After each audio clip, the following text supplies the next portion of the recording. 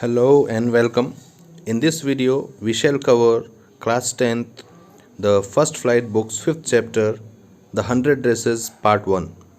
Before we begin this chapter, just a little backdrop of the chapter, introduction to the chapter is the story briefly talks about the discrimination, the racial discrimination, and unfortunately, the one form of racial discrimination is in the schools.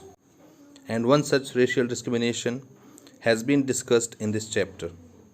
So let's see how does the chapter present the racial discrimination in the schools and what solution does it come out with, if there is any solution to it. Let's see, and let's begin the chapter now. The story majorly talks about three characters: Wanda Petronsky, Peggy, and Mehdi. The story revolves around these three characters. Let's see what the story is all about. Wanda Petronsky has been absent on Monday from the school. She has not come to the school, but this hasn't made any difference in the class, to the extent to that much that nobody even noticed her absence in the class, because she was not one of the most popular girls, or she did not have many friends around in the class. So it hardly made any difference to the class whether she is absent or she is present. She used to sit at the corner of the class, at the back benches where all the rough boys used to sit, those who used to make a lot of noise, those who used to disturb the class a lot. It's not that Wanda was one of the talkative girls or she would make a noise a lot in the class. In fact, she was the quietest girl in the class. But then she sat there because she came from Boggin's height and always carried dry mud in her shoes, and her appearance was little filthy. So perhaps to avoid the glare of the other student in the class, she sat at the corner of the class. But that hardly made any difference to anyone. Why did she sit there? Wanda was absent on Tuesday as well. She was not in the school, but again, it did not make any difference to anyone. Then Wednesday, again she was absent.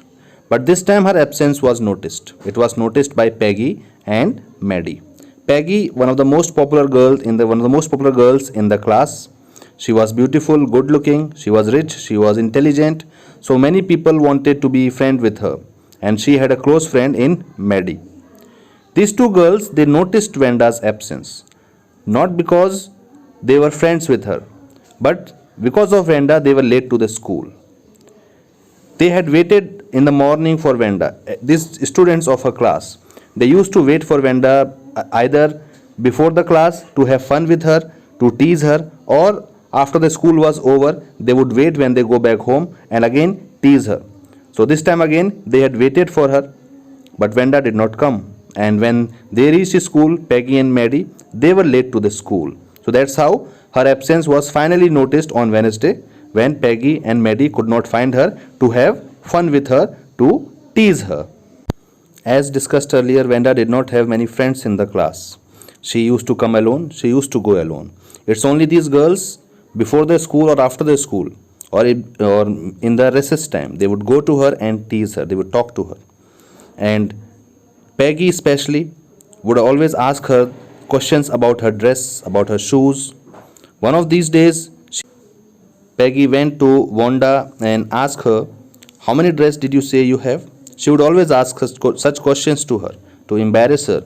And Wanda, without failing, always reply, "I have 100 dresses in my closet." Though she always wore a blue faded dress. That blue faded dress wasn't very attractive. That was clean but not ironed, which represent her poverty also. As Wanda would reply, she has 100 dresses in her closet. This would make everybody laugh. All the girls would laugh at her. They may also ask, "How many shoes you have?" She would say 60 pairs. They would tease her, "All of same color." She would say, "No, all are different. My dresses are different. I have all kinds of dresses, silk, blue, red, all clothing, all material, then shoes, all are of different color," and everybody would laugh because she always used to come in the same dress to the school, that blue faded dress. Peggy, who had thought of this game, and her friend Mehdi, they were inseparable friends, would always the last one to leave Wanda after teasing her. Peggy was not really cruel. She would not see small children being bullied by the elder ones, or she would see any animal being mistreated. She would cry for hours and hours. But if then somebody asked her, Why did you mistreat Wanda? Why are you so cruel with Wanda? She would reply, cruel? Not at all. Why she has to say she has 100 dresses? Why she has to lie? She would say, this irritates me. Why she has to lie? Other children in the class, they would make fun of her name as well, Wanda Petronsky. They would never come across such names because she was a Polish girl, and Americans, they have different name, Alan Smith, normal names they would have. But Wanda was a new name to them, and they would laugh at her. On the other hand, Mehdi was herself a poor girl, but she never gathered courage to ask Peggy to stop doing this, to stop teasing Wanda. She sometimes thought, let me talk to her, let me talk to Peggy and ask her to stop all this. But then she was afraid that if she will be the next target of these girls, because she also used second hand dresses maybe given by Peggy or some other girls. She was not as poor as Wanda, but yet she was poor, and she never had the courage, or she never wanted to lose the friendship of Peggy. One time she thought to write to Peggy and ask her, stop doing this, stop asking her the question, how many dresses you have, how many shoes you have. But then she stopped by just the thought of that if she would be the next target of these girls. She could not see her standing in the schoolyard and being made the target, and girls throwing all kinds of questions at her, and she was just standing there and they all are laughing. So this thought disturbed her, frightened her, and she never gathered the courage to ask Peggy to stop doing this. Meanwhile, the teacher of the class has announced a competition. The competition was girls were supposed to design the dresses, where the boys were supposed to design the motorboats. And everywhere speculations began who is going to win. Most of the people thought, including Mehdi, that Peggy would win this competition because she draws the best. She has good drawing. She is good in drawing, and she will certainly win this competition.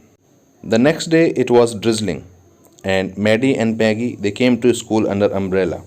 Suddenly they cannot take chance to wait for Wanda this day because they were already late the previous day to the school. And this day is very important because the results would be announced as who has won the competition. So they were very eager to reach the school and get the result. On reaching the school, Mehdi asked Peggy, do you think Miss Mason would announce the winner today? She said, I do not know. I hope so. The winners are announced today. And the winners were announced. The teacher announced that Jack Bagels has won the boys competition. The drawings are kept in room number 12 as exhibition with all other boys. They have presented their drawing.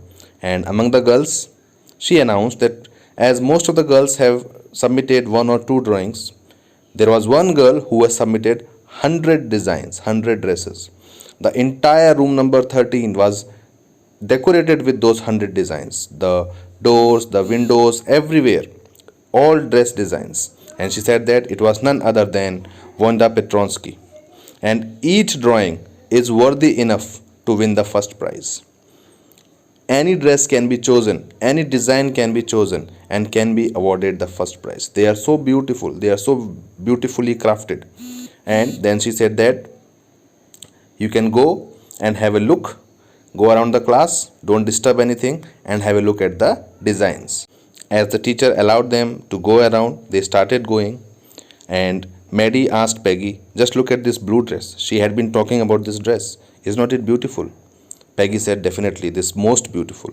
And then she realized that, and I thought that I am a good artist, I can draw. But after seeing these dresses, I understand I am nothing in front of Wanda Petronsky. She has done beautiful job, a marvelous job.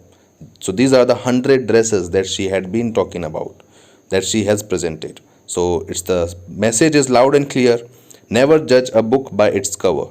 You do not know who possesses what qualities. So outer appearance can be deceptive. External appearance can be deceptive.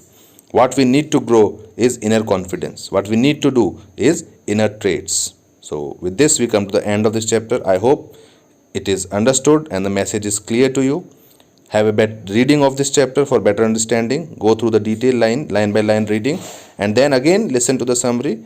You will understand it better. Till then, see you again in the next video with next chapter or next poem. Thank you. Have a nice day. Take care.